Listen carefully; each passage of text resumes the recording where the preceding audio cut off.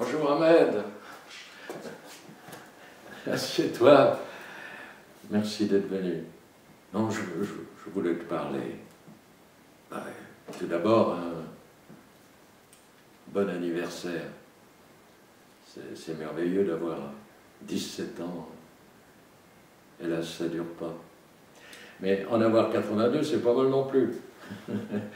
Oui, mais je te souhaite de connaître ça et même beaucoup plus. Beaucoup plus.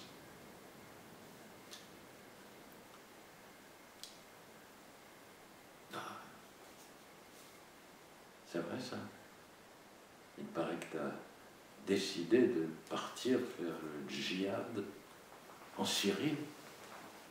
Quoi,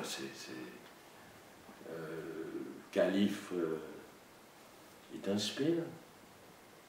C'est l'envie qui t'excite? Ben, si c'est ça, t'as qu'à te faire embaucher dans une boucherie. Comme ça, quand tu couperas une tête de lapin, une tête de poulet, tu pourras t'imaginer que c'est une tête de catho, une tête de juif, une tête de bouddhiste, une tête de mécréant, comme moi. Mais au moins, tu resteras en France et ben, tu seras payé. Hein? T'es complètement barjot, avec ton idée de devenir coupeur de tête pour gagner le paradis d'Allah. Pourtant, je t'aime bien. Ah oui, tu m'es sympathique, mais au moins t'as un idéal, des convictions. Je me rappelle mes 17 ans. Moi aussi j'avais un idéal, des convictions. Non, je ne parle pas la Kalachnikov, non, mais autre chose. Oui, mais dis-moi, si tu étais le fils de l'émir du Qatar, tu paierais pour acheter des Kalachnikov, mais le djihad armé, tu laisserais ça aux petits gars des quartiers, ou à des petits gars comme toi. Non. Ah, si tu étais le fils de l'émir. Ah non. Mention d'ordre.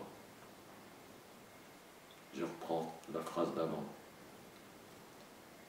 Si tu étais le fils de l'émir du Qatar, tu donnerais du fric pour acheter des Kalachnikov, mais le djihad armé, tu laisserais ça aux autres, hein, aux petits gars des quartiers comme toi. Mais sauf si tu voulais emmerder ton père. Hein? Tu n'es pas le fils de l'émir du Qatar, mais tu veux quand même emmerder ton père. Mais pourquoi ça? Raconte. Parce que c'est un salaud qui va à la mosquée, mais qui boit du pinard en cachette, y compris pendant le ramadan. Et en plus, il veut que tu ailles à l'école pour apprendre un métier, devenir quelqu'un, et là, tu n'es pas d'accord. Ben moi, je trouve que tu as raison. Parce que quelqu'un, t'es déjà quelqu'un. Mais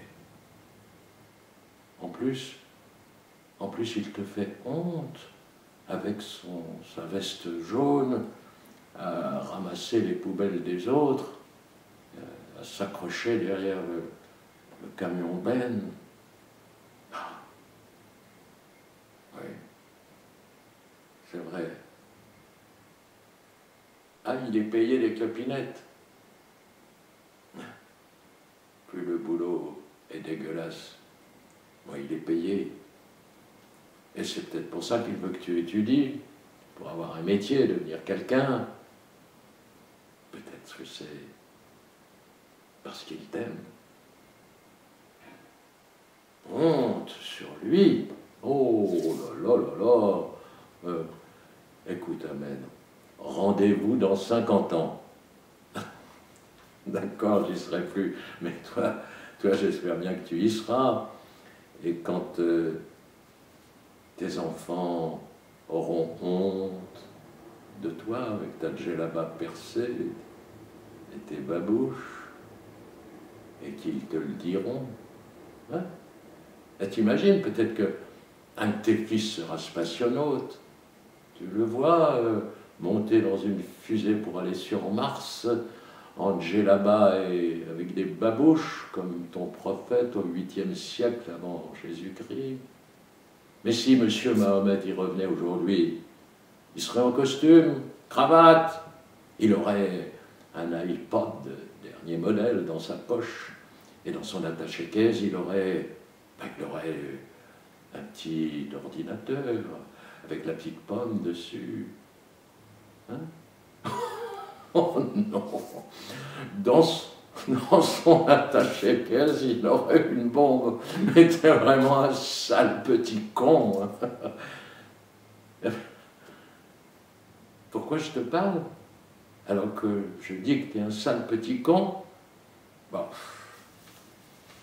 parce que je m'intéresse à toi, parce que tu as des convictions, un idéal, tu ne penses pas qu'à toi. Au fait, tu sais ce qui t'attend en Syrie? T'as entendu parler de l'initiation, non? Non, la première initiation. Bah, renseigne-toi. La sodomie.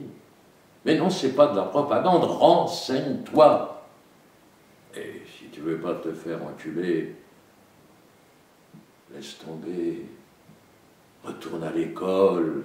Bah d'accord, l'école c'est pas rigolo, mais tu crois que la guerre, c'est rigolo tous les jours? Et tu crois que c'est rigolo longtemps? Non. Non. Pourquoi je te parle? Parce que je voudrais que tu fasses attention. Le malheur, c'est contagieux. Oui, oui, je sais que toi, Ahmed, tu te poses des questions sans réponse. Et si je me trompais? Et si l'imam barbu m'avait menti? Ah oui, tu te les poses ces questions car tu n'es pas encore complètement initié. Tu n'es pas encore complètement abruti. Je sais que tu te les poses, tu peux toujours dire non. La preuve? Tu m'écoutes, Oui, tu m'écoutes. Parce que le pire, c'est que la guerre de tes djihadistes, islamistes, enragés, la guerre, ils la perdront. Oui, parce qu'on ne fait pas marcher la roue de l'histoire à l'envers. Oh, Ahmed, toi, mon petit copain, toi,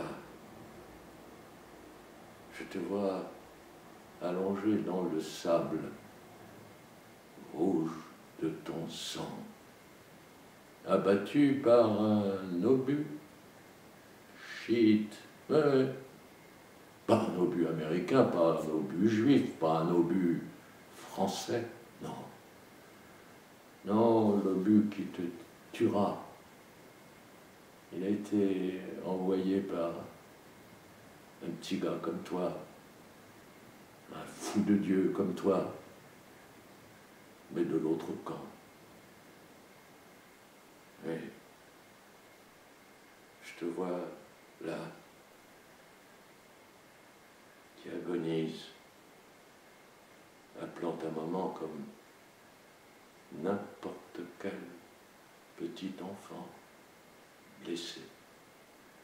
Toi, ma pauvre petite fleur écrasée sous le talon de l'histoire.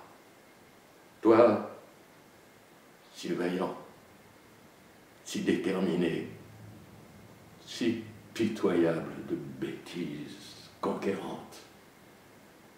Toi, qui sera demain une simple flaque de sang qui séchera au soleil. Si vite, si vite.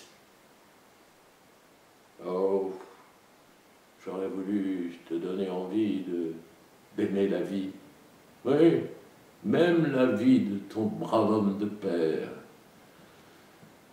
ton musulman du bout de la babouche, avec sa gorgée de vin en cachette de Ramadan.